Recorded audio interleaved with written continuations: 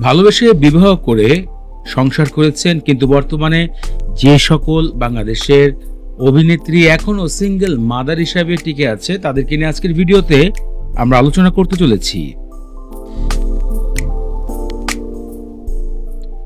Bangla entertainment নিউজের আজকের প্রতিবেদনে আমরা কিন্তু মোট 5 জনকে নিয়ে আলোচনা করব। তমা মির্জা, অপবিশ্বাস, শবনম বুবলী, মাহিয়া মাহি এবং চিত্রনায়িকা পরীমণি।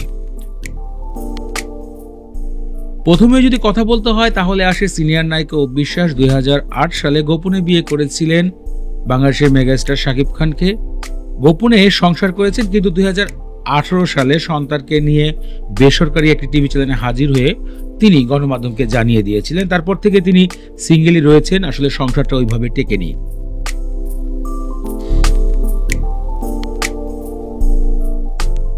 এদিকে এই রেশ কাটার পরেই দীর্ঘ অনেক দিন গ্যাপে আমরা দেখতে পাই চিত্রনায়িকা শবনম বুবলীকে।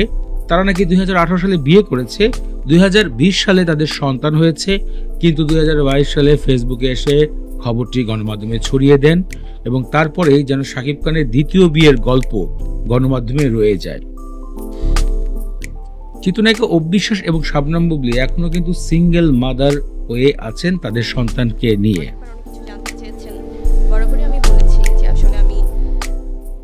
তালিকার তৃতীয়তে কথা বলতে হয় মাহিয়া মাহিকে নিয়ে। 2016 সালে একজন ব্যবসায়ীকে ভালোবেসে বিবাহ করেছিলেন।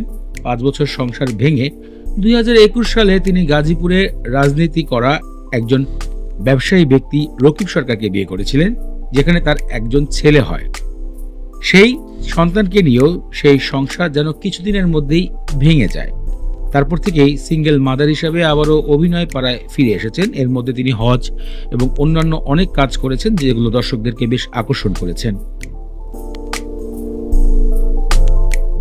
মাহিয়া মাহির পরে কথা বলতে হয় তমা মির্জার সম্বন্ধে। বর্তমান সময়ে বেশ আলোচিত একজন নায়িকা, ভালো ভালো সিনেমা, ওয়েব সিরিজ উপহার দিচ্ছে। 2019 সালে তিনি ভালোবেসে বিবাহ করেছিলেন কানাডিয়ান এক ব্যবসায়ীকে।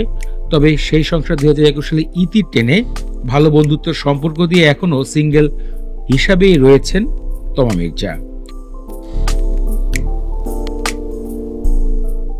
সর্বশেষ বাংলাদেশের সবচেয়ে আলোচিত নায়িকা পরীমণিকে নিয়ে কথা বলতে হয়, যিনি একাধিক বিয়ের কথা গণমাধ্যমে সবসময় রয়ে গেছে। তাদের ভালোবাসার গল্প সব জায়গায় সবসময় আলোচনা হচ্ছে।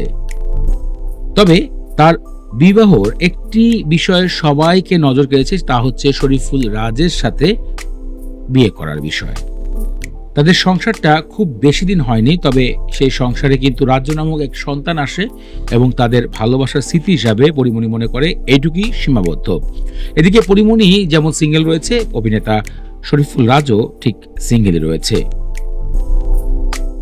তো আলোচনায় আমরা 5 জন বাংলাদেশের অভিনেত্রী সম্বন্ধে কথা বললাম যারা সিঙ্গেল রয়েছে, ভালোবাসে বিবাহ করে সংসার টেকেনি, তবে তাদের ভালোবাসাকে নিয়ে আজও তারা বেঁচে আছে, এমনটাই দর্শকরা মনে করে। ফ্রেন্ডস, আপনাদের কাছে এই 5 জন অভিনেত্রীর মধ্যে কে সবচেয়ে বেশি আপনার কাছে প্রিয় তা ভিডিও কমেন্ট করে জানাবেন।